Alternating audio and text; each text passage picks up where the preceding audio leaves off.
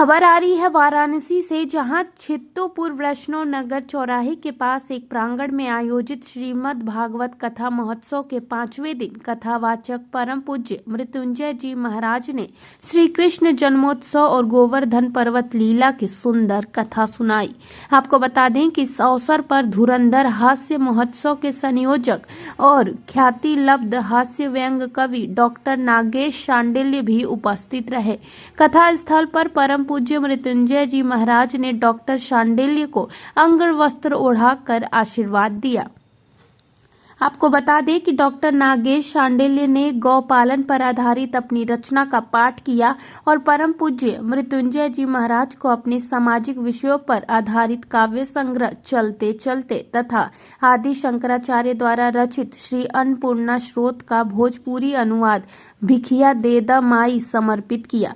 इस दौरान ख्याति लब्ध संस्कृत सभा भाषक डॉक्टर सरोज कुमार पांडे ने भी मंच पर परम पूज्य मृत्युंजय जी महाराज का आशीर्वाद लिया।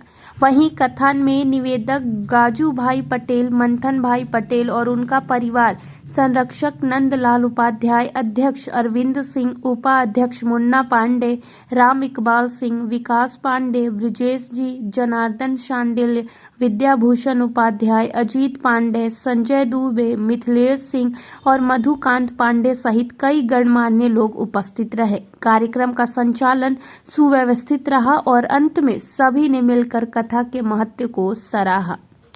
देखिए, आज कथा का 5वां दिवस है और ये अमृत रसधारा 5 दिवस से पर्यंत बह रही है।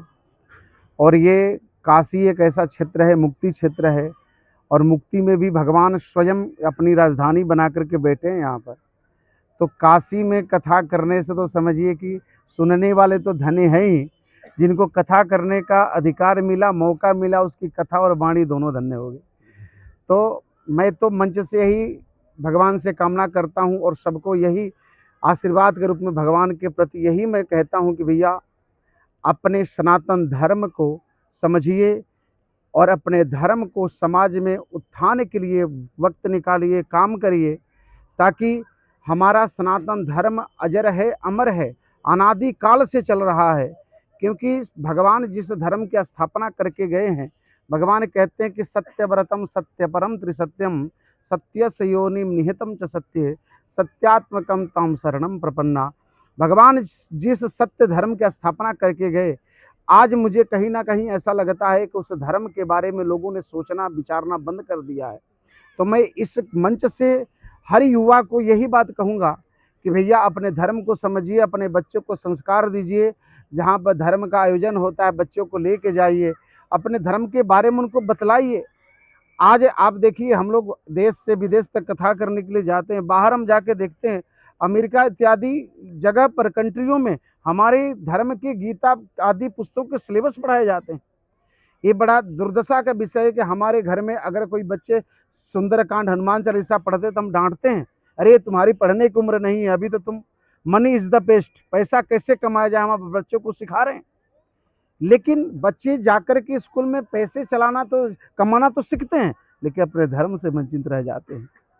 तो मैं तो यही कहूँगा कि इस मंच से मेरा यही प्रयास होता है कि हमारे इस देश के हर व्यक्ति, हर सनातनी को धर्म का ज्ञान हो, धर्म का परिचय हो। मेरा यही प्रयास होता है, क्योंकि शास्त्र कहता है कि धर्मो रक्षति रक्षितः। जब तक हम अपने धर्म की रक्षा नहीं करेंगे, धर्म को अपने जीवन में उतारेंगे नहीं, तब तक धर्म हमारी रक्षा नहीं कर सकते। जी, देखिए, भागवत महापुराण के महात्म्य में वर्णन आता है कि देखिए, सिर्फ भागवत करने का अधिकार अगर कोई है तो सिर्फ वैष्णव और विरक्त को ही है। समझिए, विरक्त का मतलब ये नहीं होता कि घर से बाबा जी बन जाए वही विरक्त है। विरक्त का मतलब ये होता है कि वो अपने इंद्रियों से विरक्त रहे। विरक्त इंद्रियार्थेषु प्रशांतात्मा जितेंद्रियः। वो अपने इंद्रियों से विरक्त हो, मन में किसी प्रकार का कोई कामना ना हो, कोई भाव नहीं हो, कोई दूसरे के प्रति ईर्ष्या नहीं हो, कुछ पाने की चाहत नहीं हो, भगवान को ही जीवन में सब कुछ माने, इंद्रियों से विरक्त और शुद्ध वैष्णव ब्राह्मण को ही। देखिए, ब्राह्मण भी कैसा होना चाहिए? शास्त्र कहता है कि उसी ब्राह्मण को कथा करने का अधिकार है जो ब्राह्मण तो है, लेकिन ब्राह्मण के संग संग में उसको पंडित होना भी आवश्यक है। क्योंकि शास्त्र कहता है कि कथा करने का उसी का अधिकार है जो शुद्ध अशुद्ध विवेचनिया सा संजाता यश सब पंडित, जिसको शास्त्रों के बारे में, पुराणों के बारे में, वेदों के बारे में, जिसको हर प्रकार के विशुद्ध ज्ञान है, वही भागवत का अधिकारी है। आज वैष्णव नगर कॉलोनी सिद्धूपुर काशी में ये श्रीमद् भागवत की कथा परम पूज्य आचार्य मृत्युंजय शास्त्री जी के द्वारा की जा रही है। कथा के आज 7वें दिन उन्होंने भगवान श्री कृष्ण के नाग नथैया और गोवर्धन पर्वत उठाने सहित विविध प्रसंगों की व्याख्या की।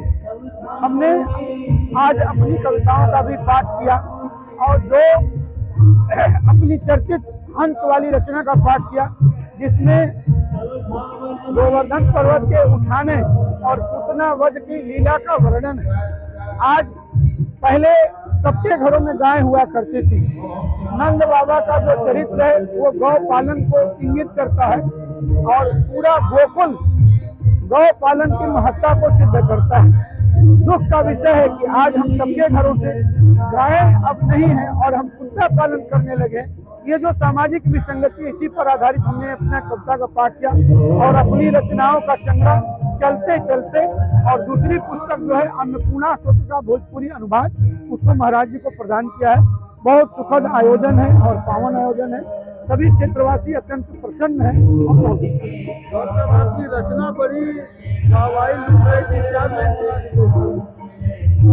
काशी भगवान शिव की नगरी, आनंद का आनंद, तो यहाँ जो रहता है वो आनंद में रहता है, क्योंकि काशी नित्य उत्सव नगरी है, 7 वार 9 त्योहार की नगरी है। रोज कहीं न कहीं कोई न कोई कार्यक्रम चल रहा है।